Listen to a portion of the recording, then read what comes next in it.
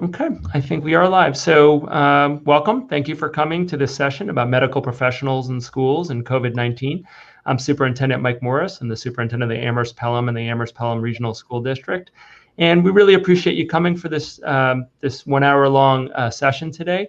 We know we've gotten a lot of questions from community members and from others about the medical implications and about COVID. And there's can't help but look at any newspaper or magazine or the internet and get a lot of information. And, I'm so deeply appreciative that we'll have some medical providers here today to share their opinions and answer some questions that we received before the show started, as well as answer some, if we have time at the end, through the live chat, which is on the lower right-hand side of your screen. But thanks for being here. I'm just going to introduce a couple people, and then we'll get to the medical professionals. So with us today, actually, I'll let the school committee members introduce themselves. Hi, I'm Carrie Spitzer. I'm a school committee member, and I would also just like to express my thanks and gratitude to everybody who's joining us today. I'm going to be listening, but in the green room, as we call it, for most of the call. Thank you. And I'm Allison McDonald, and I'm also with the Amherst and Amherst-Pelham Regional School Committee, and thank everybody here for doing this work and sharing your knowledge and advice with our community. So thank you very much. And I'll also be in the green room. Thanks, Allison. And also with us today is Jill Consolino. So I'll let Jill introduce herself, and then I'll turn it over to Dr. Soares. Good evening, everybody. My name is Jill Consolino. I'm the nurse manager for the school district. I started the middle of December, just before the pandemic hit, and I will be here for the duration of the call to answer any questions that from the medical side that are related specifically to the school district and our planning. Yeah, Jill walked into a job right at the right time for the rest of us, so we appreciate all of your work, Jill, and appreciate you being here. And with that, I'm going to turn it over to Dr. Soares, who's going to do an introduction and some general information about the session. Thank you. Perfect. Thanks, Mike. Hi, everybody. My name is Dr. Bill Soares. I'm an emergency physician, and I want to thank everyone for taking some time to come to this information session. Joining me, I get to introduce some of my colleagues, Dr. Lauren Westifer, who is an emergency physician, Dr. Peter Everett, who is a primary care pediatrician, and Dr. Seven Garcia, who is a pediatric emergency physician. Each of us as physicians practice in the community. We've all treated patients with COVID-19, and for many of us, we've been involved in larger planning for COVID-19 in our respective healthcare institutions. And I think most importantly is we all have kids who are part of the Amherst-Pelham Regional School System. We created this volunteer group independently with our goal of really offering advice, experience, and expertise to families, to teachers, to staff members who are involved in this upcoming school year. It's important to note that our opinions, they're our own. They don't reflect where we work. They don't reflect the school committee. We might not even agree with each other some of the times, but there are opinions from our knowledge and our experience.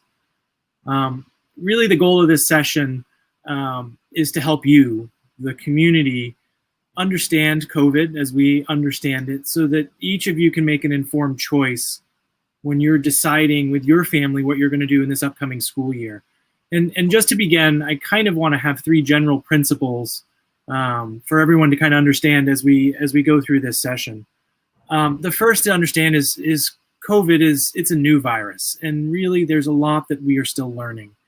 Our opinions are based on what we know today, but understand that may change, especially as future research and guidance emerges.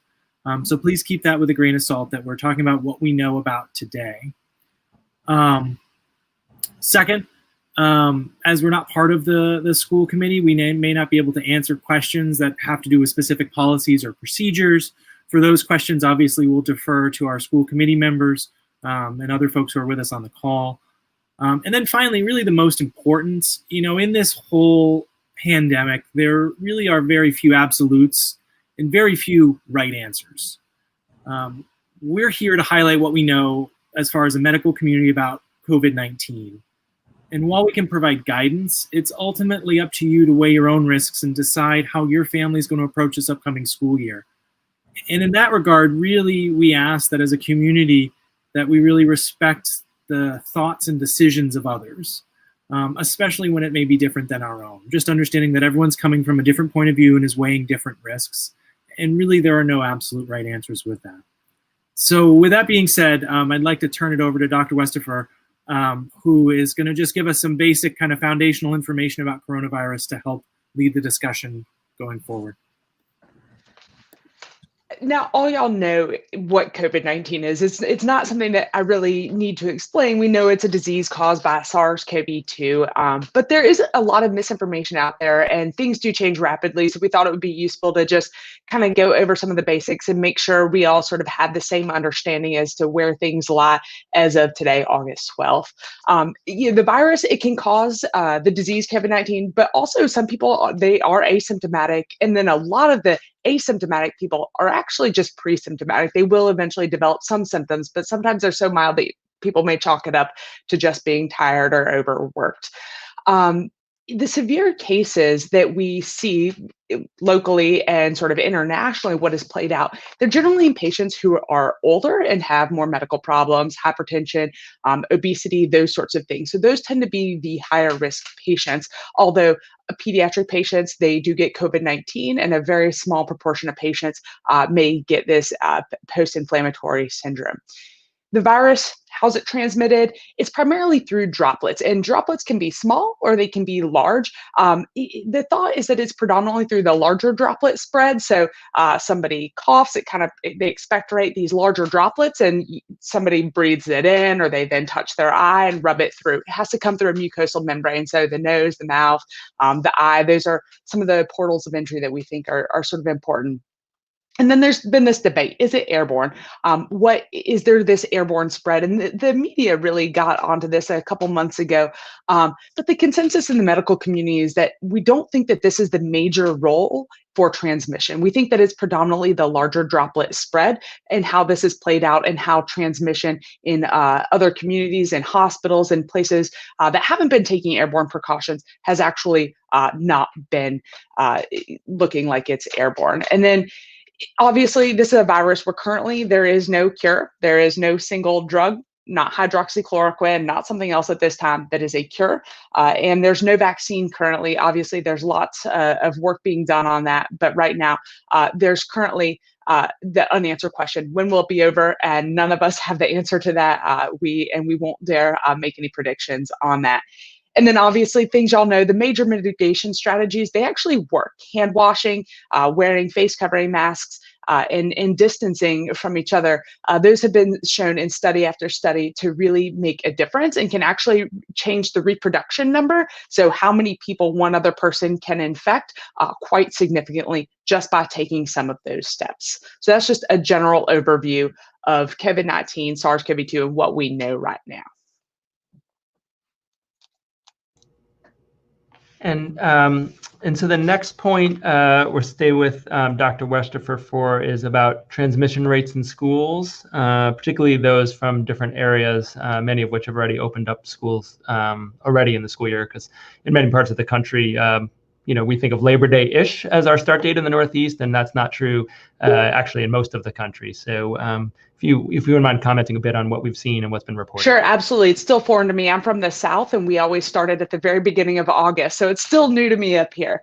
I think that we've seen these reports of schools in Georgia, some in Mississippi, in places that are really being hard hit right now by COVID. Unfortunately, kind of finding out what we found out in March and April, which is when you have a lot of COVID in the community, and then you put people together, whether it's in rooms in schools or in workplaces or in churches, that people get more COVID when that happens.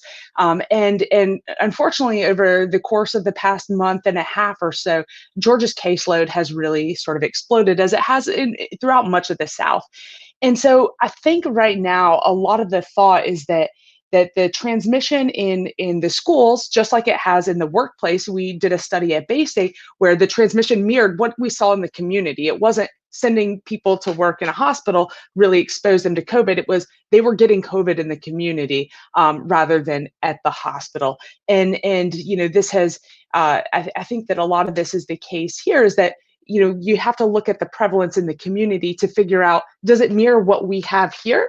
And are there plans to adjust based on the prevalence? And the community prevalence in Georgia is not what we are seeing in Massachusetts, thankfully. And I know, all of us are monitoring the daily Massachusetts COVID dashboard sort of regularly, but fortunately our prevalence is very low right now.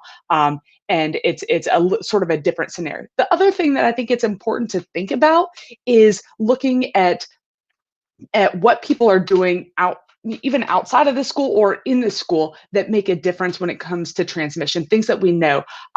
In the South and maybe in Georgia and some of these places, or other locales, not to just single out the South, but cultural attitudes towards face coverings, towards masks, towards distancing, towards other mitigation strategies, even belief in the virus may be different than it is locally and even person to person. And so thinking about how does the community perceive coronavirus and risk mitigation strategies, and what are we doing individually and as a community to prevent the transmission? I think that those are really important determinants in spread and in what keeps people safe or what may perpetuate transmission in a school or in pretty much anywhere where people gather. It's not just what you're doing at school or a workplace. It's what are you doing in your off time? Is it a church where people are singing without masks? Is it some other mass gathering or a party? Or are people really sort of being careful? And I think that that's what's driven a lot of this. And I know a lot of people are concerned because the AAP put out a report that shows this explosion in pediatric cases, but which also mirrors the explosion in cases in all ages. The cases have since June 18th have risen from 1.9 million to 4 million. And in kids, 117,000 to 380,000. So it looks really big if you're just pulling out the kids, but it sort of mirrors what overall the caseload has been. So those are just some of my thoughts on the literature and perspectives on this. Thank you so much, Dr. Westifer. And I'll just plug that we're going to have a conversation at the school committee meeting tomorrow night. I won't get into details in this show because we have people much more knowledgeable than me, but we're going to talk a bit about community transmission rate and school opening. And so we'll have that conversation. So if you're interested in that conversation, school committee meeting tomorrow night may be interesting to you. But thank you. I think at this point, we'll transition to having a conversation about testing of symptomatic and asymptomatic patients. And at this point, we'll go to Dr. Garcia, who's going to comment and bring some information on that. Thank you. Thank you for being here. Sure, thank you. It's great to be able to be here with everybody, and I appreciate you all taking the time to listen to us speak a little bit about what we know about COVID. So certainly I think it's important, and testing comes up all the time where I work, and it's concerns, family members calling, should I get tested, should I not, what does it mean? And I think the interesting thing or the important thing is to understand that symptomatic testing can happen, should happen, and it helps us to know that if somebody is positive and symptomatic, then we understand what we need to do for the family, some quarantining, those kinds of things, even though they don't have to necessarily be hospitalized. So that's important, and that is, we do have that capability in our community. We live in a great community, and that capability is here. The asymptomatic testing, how do we know if we're not testing everybody? So there are a couple, and I think you're going to hear about this more tomorrow, but there's certainly something called the positivity rate that we look at, and that's to decide whether the community is testing enough asymptomatic folks, asymptomatic kids and adults, to know that we are actually testing those patients. And so the World Health Organization has recommended that you want a positivity rate of about 5%. There are a lot of different recommendations. So anything under 5% really means that you're testing. And we're currently at 2.5%. Last time I looked at the Johns Hopkins website for a state. And so that is really important. And I think that helps me understand that we really are testing enough community members to know that we're testing asymptomatic as well as symptomatic. A positivity rate of 100%, like you might find, I don't know, in Georgia or someplace that's really off the charts, is probably just testing the ill, not necessarily the asymptomatic as well. So I think we're in a good spot here, and the testing is actually working, and I think it's guiding a lot of our decisions individually and then as a community and a society. So that's what I can tell you about testing. And obviously the testing we're talking about is PCR testing, and there are a bunch of different ways to do that. It could be a nasopharyngeal swab. It could be some places are now doing just sputum. Just saliva. So there are a bunch of different ways to do that, but in general, our testing here is a nasal swab or nasopharyngeal swab, and you can get results back now much better than at the beginning of this, usually within 24 to 48 hours, if not even sooner. The rapid tests are even faster. So again, symptomatic, important, go to your provider, go to your healthcare provider, and then asymptomatic, as that becomes more and more readily available for us to continue doing. I think we're doing enough now. Thank you. And I want to note, I probably should have been more explicit about this at the beginning, that these are all responses. These structures, there's about 8 questions that our different providers are going to respond to. These were responses to questions that came in by email. So if people are watching, thank you for those of you who clicked the little button in the Google form and shared those, because I think what I really appreciate about the questions is they're all questions that I'm getting all the time. I'm sure you as medical providers are getting all the time. These are really, really critical questions from our community and for our community. So we're going to stay with Dr. Garcia for the next question, which is some tips on how to stay safe. What are active measures that contribute to staying safe in the current environment without a vaccine and all the other things that were already mentioned? Sure. So thank you. So I think it's really important as our kids get ready to go back to school, if and when that happens. I think it's really important to know that the basics are what we're going to focus on. It's what you focus on at home. It's what I focus on here at work, at the hospital. It's what we focus on, in our offices. And so it's really kind of the basics. Hand hygiene is incredibly important. Having that bottle of hand sanitizer by the door when you walk in, I think is really important. The social distancing that you'll hear from this and read from the school plan, of how to keep some space between the children, and that 6 feet is really important. Some places say, could you go up to 10 feet? I think 6 feet is probably a good number. Face coverings, really important. And I have to admit that early in this pandemic, I was on TV saying that save the mask for the doctors and the nurses, don't wear masks. We all learn. Okay, so now we're recommending everyone have those face masks, and it's really important to have face coverings as for our children, especially as they're trying to interact as well. And then the other thing to just drive home is flu vaccine this fall is important, probably like no other year. It is so important. And so it's important for us to understand that if you have a flu vaccine and if you develop fever without the vaccine, it's hard to know, is that the flu or is that coming from COVID? So we're really stressing flu vaccines. 100% of us should get our flu vaccine this year, unless there is really a medical contraindication. So that is also going to help you stay safe. And then I know the school is looking at other things, including things like screening, right? So here at work, I get screened. It's online. I get screened every day. All of my employees get screened every day for fever. We still have travel questions. Some places don't. And so that's really important. And temperature checks, sometimes people are doing that. We're not doing that here, but that is also something that people have found to be helpful.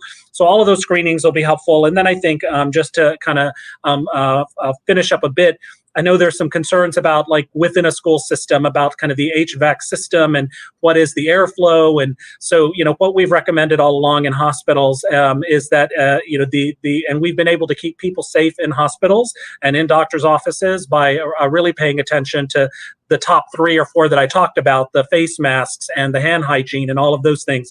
And this goes to the question about whether or not it's airborne or droplet. And realistically, yes, if you can open windows and have better ventilation, that's great. But most of us have been able to keep people safe at work and patients safe by really just meticulous hand hygiene and face covering. So thank you. Thank you. I want to note that there's a couple questions have come in. I think we're about more than halfway through the questions that we received in advance. So please keep those questions coming, and we'll loop back to them after as we go around the horn. So thank you for commenting and asking some really good questions along the way. I'm going to go back to Dr. Storrs, who's going to talk a bit about quarantine and isolation of individuals. Great, thanks, Mike. So this actually came from a great question, and I give a gold star to whoever pointed this out, as they cited in the plan from the school that there was a difference between what the school was planning when you have someone who is a close contact. So say someone was in school and someone else in their classroom got diagnosed with coronavirus, with COVID-19. The document says that one of the options is to wait 4 or 5 days and then get a test. And if that test is negative, then that person, if they are asymptomatic, presumably that child, if they're asymptomatic, can go back to school. And that's a little bit different than what has been said in the state of Massachusetts and in the CDC, which has basically said if you are a close contact exposure, and that's something we can talk about later, but basically if you're in the same classroom, it's kind of counted as a close contact exposure, that basically you're quarantined for 14 days, that even if it's a negative test, there's still a risk, and there's still a risk that maybe you got the test too early and it was falsely negative, and so the quarantine was supposed to be for 14 days. Now, looking at this from an outside perspective, I went back to the original document, and this actually comes, what was developed at Amherst and other school districts came from Massachusetts guidelines and is actually verbatim from Massachusetts guidelines. And I want to bring Jill back in because it turns out that this is something that others have brought up as well and is an active point of conversation. So I don't know, Jill, if you want to comment on it. Sure, thank you. So when this original guidance from the Department of Education came out, many nurse leaders and managers and local boards of health all picked up right away immediately on the discrepancy between the two, with the classification of, not the classification of somebody who's identified as a close contact, but the time frame on which the recommendation for this person to stay home. Currently, the local boards of health, if they identify a close contact, they will recommend the person stay home for 14 days and also get tested. And regardless of the test results, you still need to stay home for 14 days. Department of Ed is saying you can get tested after a few days, but then depending on your results, and if you're well and your test is negative, you're able to come back to school. Originally, Department of Ed said once school starts, they're the ones that are dictating what's going to go on with the recommendations for isolation quarantine. But they have realized that because there's such a discrepancy between the two, they are going back to the table with DPH, and as a joint effort, they're going to come out with new recommendations. And that was brought up on a DPH conference call just yesterday. And they did say new guidance and new recommendations would be coming out hopefully within the next week, but they will be hopefully changing it or reconfiguring it a little bit. But it's definitely been brought up, and it's definitely a topic of conversation on every call that I go on twice a week. Yeah, I think, to take a step back from that, realizing again, this may change as evidence changes and develops, and kind of keeping an open mind to that. But again, to stress the big thing, we all worry about the asymptomatic person and the close contacts, but really the symptomatic people are really the concern. And, as a parent, I know, right? I know, my kid has a bit of a sniffle. They're going to be fine. They should go to school. This is not the year for that. And I think we really need to be careful, because whether people are truly asymptomatic or, as Dr. Westiver mentioned, if they are merely have mild symptoms, and we know that kids, especially smaller kids, have mild symptoms. And so really keeping that in mind when we're talking about quarantine and isolation, and trying as a community to take a really conservative approach to ourselves and to our children, and thinking about, do they really have symptoms, and should I be more conservative and kind of keep them out and make sure this is not something else. Great. Thank you. So I think that's an ongoing one that I think with Ms. Consolino, that there's continuing dialogue, and appreciate the question and the research on that one as well. We're going to go to Dr. Everett. who was responding to a couple questions that really centered around weighing the risks of remote versus in-person school for families in our district, as well as across the Commonwealth. Whether to return to school for families, for students, is a family choice. And just the local context is for our students in phase 1, that survey went out actually a couple hours ago. So this is very timely that we're doing this call this evening because I think there are a lot of questions, and I know Dr. Everton, talking to me beforehand, given his role and his work, is receiving them a lot from patients of his as well. So I'll turn it over to you, Dr. Everett. Sure, thanks. It is one of the more common questions that we've been getting at the office these days is what do I do about returning to school? What are the risks to my child, to my family? Should I go back to school? Should we stay at home? And we've talked about this a lot in our group. And what I've been telling a lot of families as far as a decision to go back to school is to look at a number of things when you're asking yourself these questions. First of which is what the spread in the community is. And like Dr. Westapher had said earlier, the decision about going back to school in some place like Georgia or Florida is different than where it is here, where we've continued to manage to keep the numbers down. And so keeping an eye on what the spread in the community is an important thing to factor in when deciding about school. And that's something that the school administration will be looking at as well. The second thing to look at is what the school is doing and what the what the school is doing about ventilation and about sanitizing and all of those measures. And you've heard a lot already. You've seen in the what's been published about what the plans are, and I think so. You want to think about that, and also like how your child would be able to kind of participate in that, as far as what their risks would be. And then the third thing is to consider what the risks would be if COVID were to come into the home. I mean, each family is a little bit different, and that's one of the biggest things about this whole pandemic is that each family is experiencing this differently. Some families will, maybe have somebody at home who's immunocompromised or who has multiple risk factors, or in a multiple generation family. And even if the risk were really low, it may be that's a concern, and they wouldn't want to take that risk to have COVID come in the home. And so you had the capability of staying home and were able to do that and didn't want to take that risk, and that would be a reasonable thing to potentially stay home and do remote learning versus in person. On the other hand, we know that there are definitely risks to not being in school as well. And we've seen that a lot in our patients who, for whatever reason, can't interact as well with the remote learning, and perhaps there's, they're involved in special education, or they just don't interact with the screens, and it's really, or they're not able to access their therapists or therapy through school. And for those kids, it may be that being in person school is a really valuable resource and is more important. We're also seeing, an increase in risk. One of the important things about this is mental health, and we're seeing definitely an increase in anxiety and depression in our practice, as far as not having the access to people at school and not having those social connections. And so thinking about what are the risks if COVID were to come into your home versus what are the risks if the children aren't in school? Is it really going to cause increased stress at home?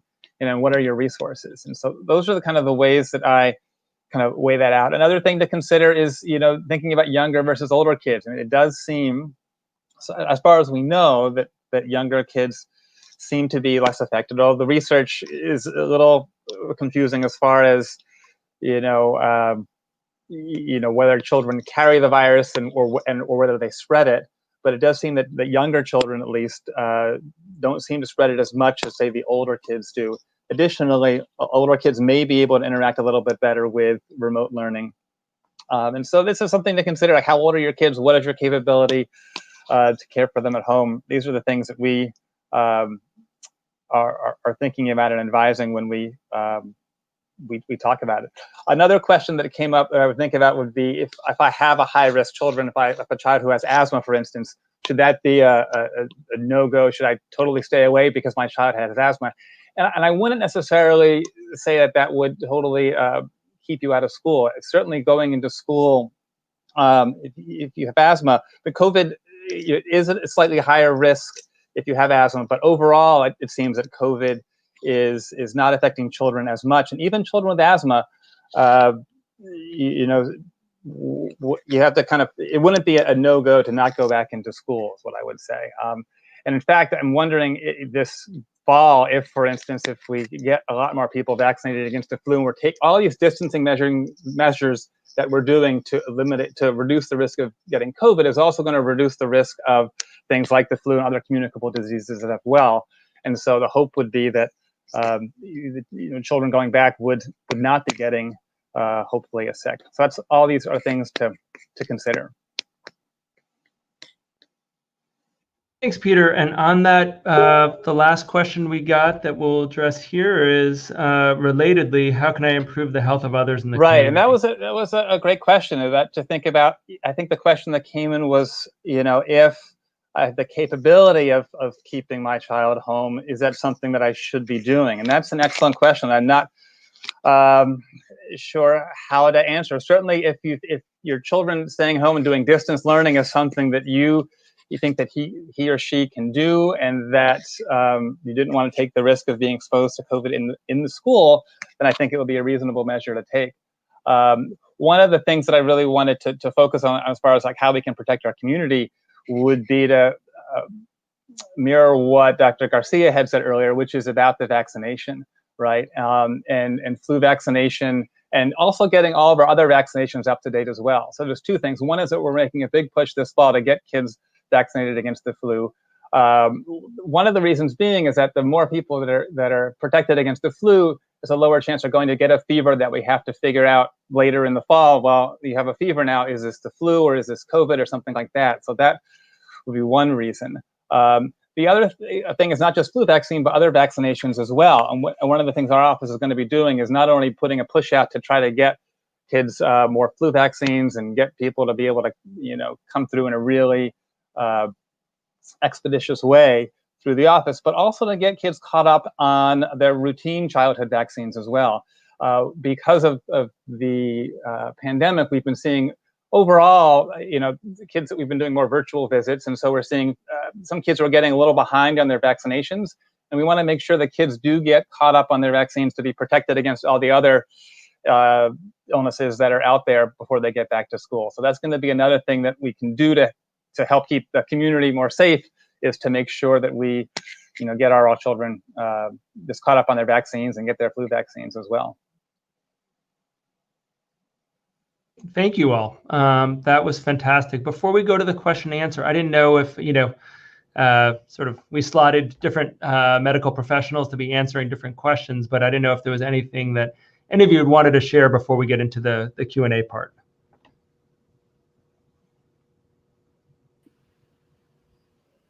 And I think to add to what Peter was saying about, go ahead. Okay. To add to kind of the community is really to think about other community members and folks under stress. We are a very diverse community socioeconomically, and while some of us may have capabilities and may be able to do remote learning and may not feel as much pressure, I think this year probably will be bumpy. I don't think it's going to be straight through. I think that there's a good chance that cases may rise as we all come in from the summer and it gets colder out and we're spending more time with people. And it may mean that school needs to shut down for a time in order to decrease that community level, which we've talked about. The community spread is the word. And so thinking that, if you yourself are in a good and your family are lucky enough to be in a good situation, knowing and identifying families and other things that you can do for folks that may not be in that good situation as a community is something to strive for. Great. Esteban or Dr. Garcia, were you going to jump in as well? Yeah, thank you. Yes, I just wanted to comment a little bit of hopeful news. I think we are understanding that all of the social distancing and other things that are helping, including flu vaccines down in the Southern Hemisphere, at least what I heard today was that the amount of flu and a disease, the burden of disease, is less than in previous years. And so I think that the social distancing and face coverings and flu vaccines are going to help us not only prevent the flu, but obviously COVID. So this is a hopeful sign, I think. Great. Any other comments before we go to the Q&A? Yeah, I mean, I'll just say that, the one thing that I continue to push in terms of community spread, and I want to thank publicly our state representative, Representative Dome, on this is what we've been doing to get our percent positive in Hampshire and Franklin County, because in the 3 districts I work for, it covers those 2 counties, is doing by town. It's a 47 town, city and town Excel spreadsheet that we update every Wednesday. Data hasn't come out yet today. But, I do think trying to get a good sense of community spread is going to be critical, and it is something that we're actively working on, because we are even seeing significant difference between Hampshire versus Franklin counties. And so, it is actively something we're doing. Something I mentioned to these folks before is that, our borders are porous, right? Amherst and Belchertown and Pelham and Shutesbury, right? You drive across the lines. And so in Western Mass in particular, where towns are relatively small, we are actively focusing on that, and we plan to publish them on a routine basis. So there's a number of good questions. So I want to start. There's a question about, should we have kids tested before they go back to school? So anyone can jump in with thoughts on that one. I would say that asymptomatic testing at this point before going back to school, I don't think is needed.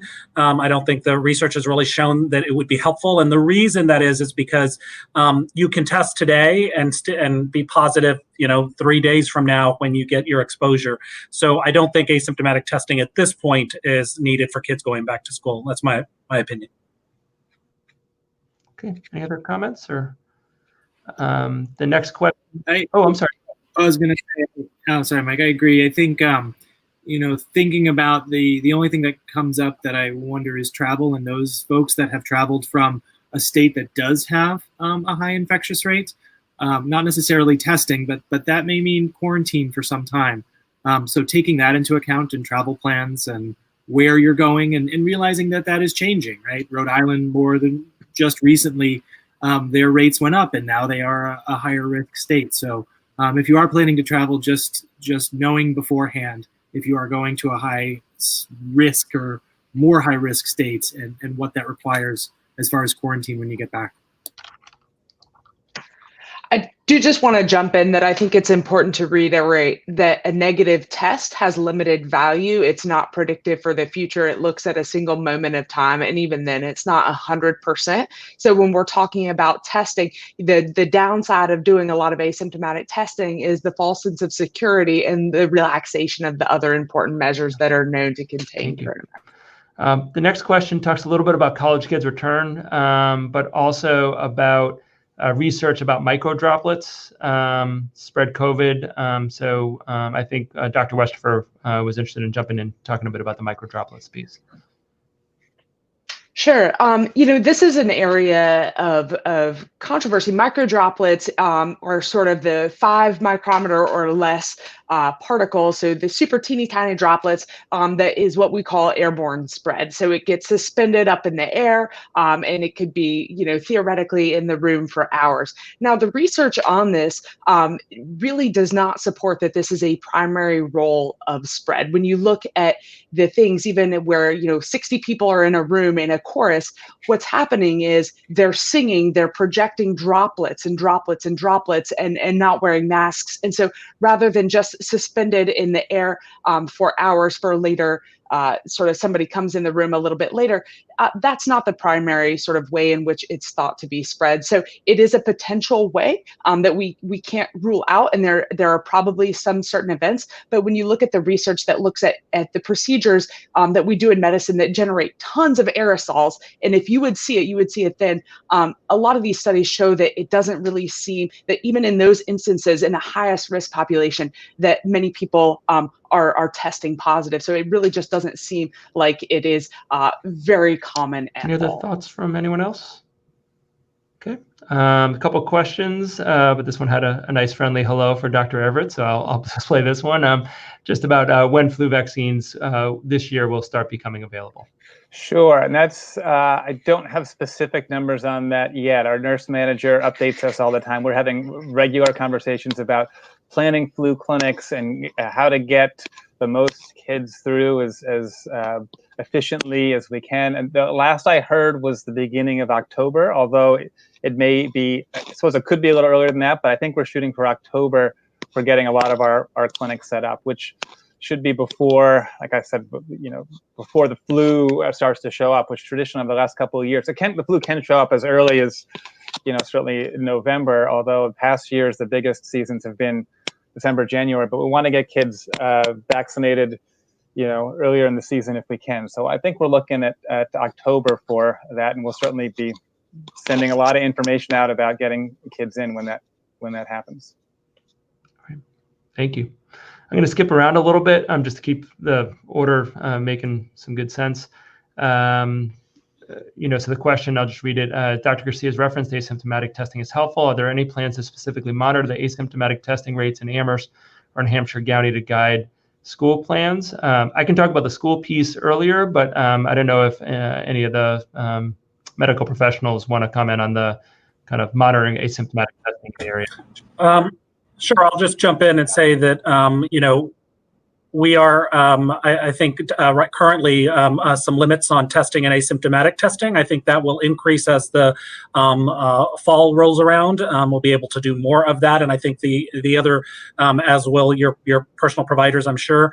It's been a challenge to get enough testing supplies, enough manpower to do that, but we certainly want to be able to have that, available. So that's our goal, and I think that it'll be up to kind of the individual schools and other folks to make determinations. Currently, a provider can, often determine whether somebody needs to be asymptomatically tested for travel or another one of those reasons. But we may broaden that, I think. And then flu testing is going to be interesting and important as well. And our plan is to have that be able to do kind of drive-through flu and COVID and strep, so I think we're trying to think of all of those things we can do at the same time that might present the same way. So, I was just going to add that, it is one of the things that we're looking at. So last Wednesday, which is the latest data we have, was on the 5th. When you look at the towns in Hampshire and Franklin County, our percent positive rate was 1.3%, which actually mirrored Amherst. One of the things that's going to be a little tricky, and one of the things that, it's sort of, I'll speak about this tomorrow night in a little more detail, is that Amherst it's going to be hard to calculate because the population of Amherst is variable, and particularly with the UMass decision last week, it's going to be lower. So, I think thinking about Hampshire and Franklin County rates are going to be the way we were planning to approach it even before this UMass decision. So right now it is a little cumbersome to calculate those, but we have our spreadsheet and we just plug in the numbers every Wednesday evening when they come out. And it is something that is actively going to be our focus, both in terms of having kids come back in school, whether they stay in school, as well as whether we increase the number of students in school, because our plan has phases to it. And we want to make sure both the numbers stay low and also that there's not significant increases, because it could be the case the number's still low, but we're starting to see a significant influence that we may want to pause some of our, having more students in the building. So we are looking at, again, both the testing rate as described earlier, but also the number of positive cases per 100,000. And so far, this area looks, Hampshire and Franklin County is well below the metrics of any recommendation from any kind of respected agency or, CDC, World Health, Harvard Global Health, what New York State, New York City, lots of other places are doing. And I'm intentionally not comparing us, no disrespect to Dr. Westerford, to some places that have metrics that would not pass muster in the Northeast. For instance, Ms. Consolino found, I think it was, I don't know if I want to mention the state, but a state far away from here had metrics of whether you had to wear a mask or not based on numbers. And for us, like all the medical professionals have said, wearing a mask is the way we're going to do school. It's not based on what our numbers are. It's what we're doing. The numbers are really about, the safety of being in school. Basically, is there an increase in number of cases? And also, are we having enough testing in the area to satisfy and make us feel comfortable? And again, I won't get ahead of myself because school members will have lots to say, I imagine, on that tomorrow night. It's definitely a topic of high interest this week, and particularly in the Commonwealth, but I just wanted to mention that as well.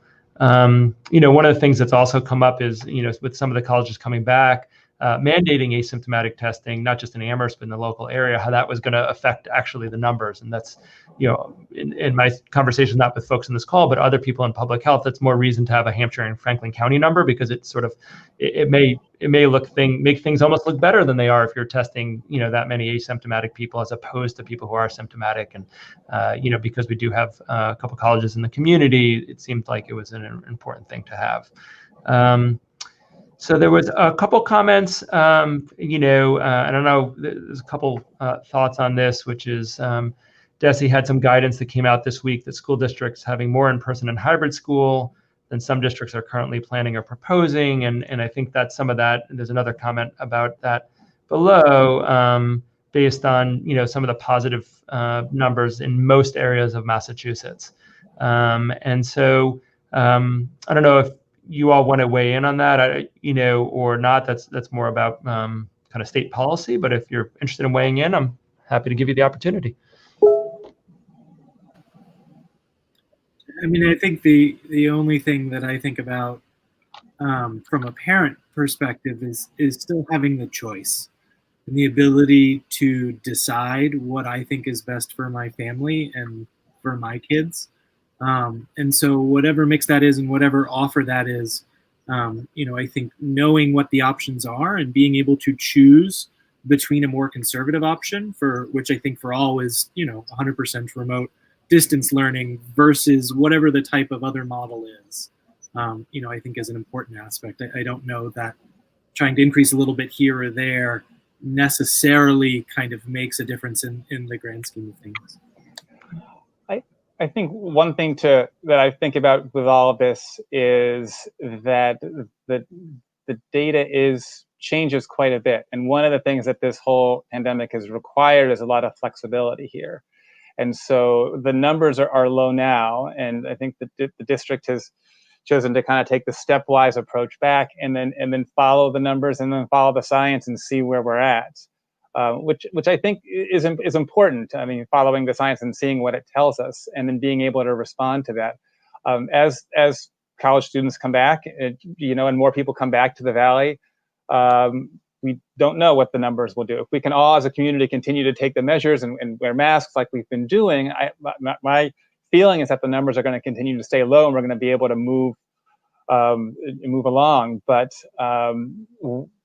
that's something that I think we need to just, I guess, respond to and keep an eye on what the numbers do, and then keep an eye on that as we decide whether to go back, whether to send our kids back to school. And I think having the testing available is another important thing to make sure that we continue to have that testing. And I think I'm seeing that we're planning to get more testing available in our offices as well. And Dr. Garcia said that certainly that's Cooley's plan. So I think that's going to be important for us so that we can keep track of what's going on in the community. Thank you. So there's a question, and I think this one I'll comment on. I'm going to try to put a link to a presentation from our night that's already on our website. So this is not nothing that isn't already posted publicly, but the question was about phasing. Model uses 5% as the threshold. So what anyone who's interested can take a look at that presentation. The short story is 5% is used right now by New York State, the Centers for Disease Control, the World Health Organization have used that metric. Other places like the Harvard Global Health Institute, New York City, particularly because of the density in New York City, have used 3% as their metric. Cambridge, Massachusetts, another district that we often compare ourselves to and connect with, have used 5%. And so it is, something that the school committee was discussing. This isn't a posted public meeting of the school committee, so I get to speak. And unfortunately for them, fortunately or unfortunately, they have to wait till tomorrow night. But, along the way, we've tried to take the approach that we're going to use the most conservative metrics that are being recommended in the field. There is some disagreement about 5% or 3% in the field. We've opted for the more conservative metric, and that's the way we've approached this whole thing is, let's collect what the recommendations are from reputable organizations, and let's pick the most conservative one. I mean, this came back from 3 feet versus 6 feet of social distancing, and school committee, myself and others very quickly recognized that we thought there was value in being conservative with that. We have another metric that we're using, which is a number of new cases per 100,000 people. Again, looking at Hampshire and Franklin County, as I mentioned earlier.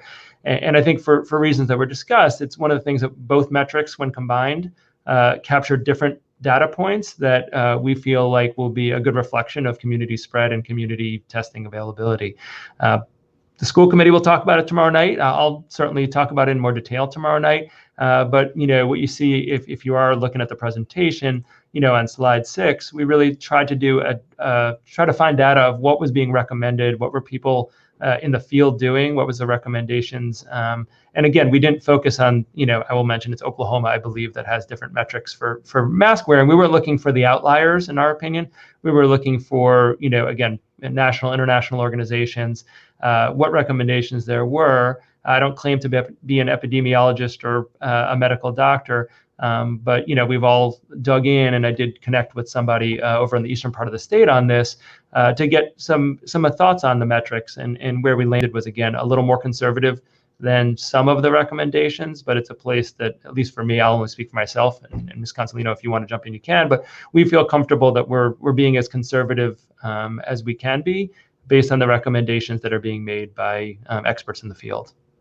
Jill, is there anything you want to add to that, or? Sure. I think having metrics in the reopening plan gives some clear-cut data points to look at, so we're not questioning, do we need to move forward? Do we need to move backwards? And it gives us that, based on the trending over the last couple of weeks, like we're gonna look at what's happened in our community in the last couple of weeks leading up to school, and then can we phase in more kids going into the middle of October and that kind of stuff. And Superintendent Morris and I also looked at adding something in to look at the change over time to see if we've increased drastically, by a certain percentage. That's going to indicate, is it safe to continue on the way that we're going, or do we need to take a couple steps back too? So that was an important piece to put in there too. Great. So I see another question came in. What do you think about students eating and drinking in shared spaces? And questions about toilets.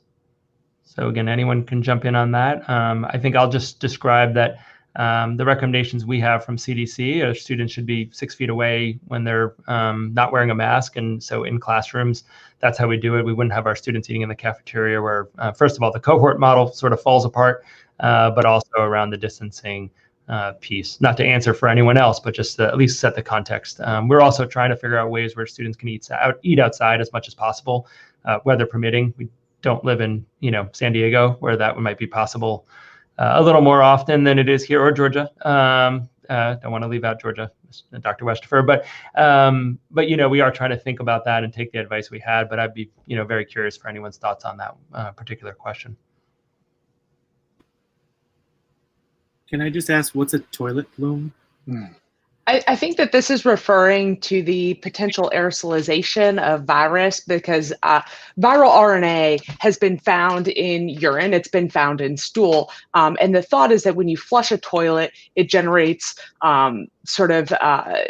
potentially can increase droplet spread and sort of spread up, and it can become aerosolized. The problem is we don't know. We can prove in a lot of ways that we can detect the virus, but it's sort of hard to understand that detecting the virus doesn't mean that that virus can then go infect somebody. In fact, we know that in a lot of circumstances, it can't. And what we've not been able to ascertain yet from a research standpoint, and just my background is as a researcher and avid consumer of medical literature, is we haven't found that we can determine that leads to infectivity. So a lot of places are recommending, obviously, reducing the number of people that are in the bathroom when a toilet is flushed, and lids if they're possible. Also to help when it's flushed, putting the lid on. The problem is we don't know that any of this is effective or necessary. Those are just sort of some of the thoughts circulating in the medical community. Is ensuring that that bathrooms have adequate ventilation, which typically in buildings they might, and then lids on the toilets if possible when they're being flushed, and then just ensuring that there aren't 15 people in a bathroom all at once. Right. Well, we are. Yeah, and also just enhanced cleaning of those spaces, I think is really important. I think early on in the pandemic, we thought, many of us, that surfaces and touching was a major way of exposure, and it's clear that that's still a risk, but not as much of a risk as somebody coughing on you or sneezing on you. And so that to me is where we want to, the bang for our buck is going to be the face coverings, but then I'm sure the school is going to take care of the cleaning of those what we call high touch surfaces. That's still important, but probably not as much a risk as some of the others. So we are about out of time. I want to just mention one thing and then thank all of you. So at the very beginning, Sasha Figueroa, who works for the district, mentioned that all of our live streams, we have a bunch of town halls on Monday, one for elementary, one for secondary. The way we do it is if people need translation in Spanish or in Portuguese, there's a separate line where there's simultaneous translation. We had people accessing those lines today. So I just want to note, if anyone is watching this and felt like, oh, someone would love to watch it, but linguistically there would be a challenge. We're doing that for all of our sessions. So please know that while you won't actually hear Dr. Westford and Dr. Garcia and everyone, you'll hear what they're saying. Today is probably a high end for the translators' work. So thank you all for the translators who are doing this. This is a pretty technical one. But we really do want to make sure that people access those ones. And we, much like we did today, we put it online at the beginning and Sasha just put it online at the end and actually has some of the ones from Monday as well. But I also, and Korean as well, I apologize. But I really want to thank all of you. This has been really helpful for, I know, many people in the community. I got some nice texts from people who are watching who are finding it refreshing to have people who are medical professionals and not me talking about this stuff. And I found it refreshing as well. I appreciate that also that you offer different perspectives, that there's not unanimity in the field on many of these issues, and deeply appreciate you taking time out of your incredibly busy days, especially these days, to do that with us. So thank you. I don't know if there's any, you don't have to have parting words, but if there's anything anyone would like to share before we close up, you should feel welcome to. No, I guess I would just say thanks for, I appreciate being a part of this. And I mean, all of us are physicians here, but we're all also parents in the school district in Amherst. So I think it's important to me to be a part of this, just as part of being part of the community as well, because this is something that we need to address this pandemic, together. And I think one of the things that Dr. Soares had brought up maybe before the session was just one of the things that we can do during the pandemic is to make sure they are thinking of the others in our community and thinking of the other different perspectives that are there, and just being thoughtful of one another is an important part. The mental health toll that this pandemic is taking on all of us is huge, and so taking that moment to think of each other and having these sessions where the community can come together and to work on it, I think is really, really important. So I appreciate Dr. Soares and Dr. Morris putting this all together and being a part of it. Thank you. Yeah, I just want to say, I think, to families out there, just remember whatever decision you decide to make is the right decision. If you decide that you're going to do totally remote learning, it's the right decision. If you decide you're going to go all in on school, it's the right decision. Try not, again, I think as we mentioned before, as you see, there are no right and wrong answers per se to this. There are no absolutes in this. And so whatever you decide is the decision for your family, then that is the right decision. And hopefully others see it that way as well. So yeah, thank you for allowing us to be able to talk with folks. And it's really been a pleasure. Yeah, thanks for having us. I appreciate this a lot. And I just want to take just a minute. We talked about how, Dr. Soares and Dr. Everett talked about how we can look at the others in the community and try to understand where they're coming from and be respectful that people have different situations. But I would ask everyone in this time, the same plea that we had back in March is to try to keep the community safe in other ways. So a lot of it isn't like I mentioned, what we're doing necessarily at school. It's what we're doing, where we're traveling, how we're gathering, and the other choices that we're making. And those have implications for our community. And so as a community, this is one of those times where I think that there does need to be some transparency in terms of what we do, and the decision to, my child, are they maybe a little symptomatic? Maybe I could just send them through. This is not the time to do this, to particularly keep everyone safe, because we all have family members, and some of us have different situations. So it's just a plea to try to keep the community safe. Yeah, and I just want to say thank you. I really enjoyed it, and I learn a lot every time I get to participate in these. And get your flu shot. Yeah. Yep. And please, if there's questions about anything here, these folks don't, they're not employed by the district, but about our plans, please email me, morrism@arps.org. I can definitely forward it along to Ms. Consolino, school committee at arps.org. We want to be continuing to engage the community on these issues. It is changing. It will continue to change, as Dr. Swords said earlier. And so thanks to all of you. Thanks to our school committee members. Thanks to Jadira Torres, who I should have mentioned by name before, is the one who's organizing and doing incredible amounts of work to make sure that everyone has access to this, regardless of their first language or primary language. And thanks to everyone. And everyone enjoy the lovely evening we have. It's starting to cool down, and hope everyone is doing well. We'll see you soon. Thank you.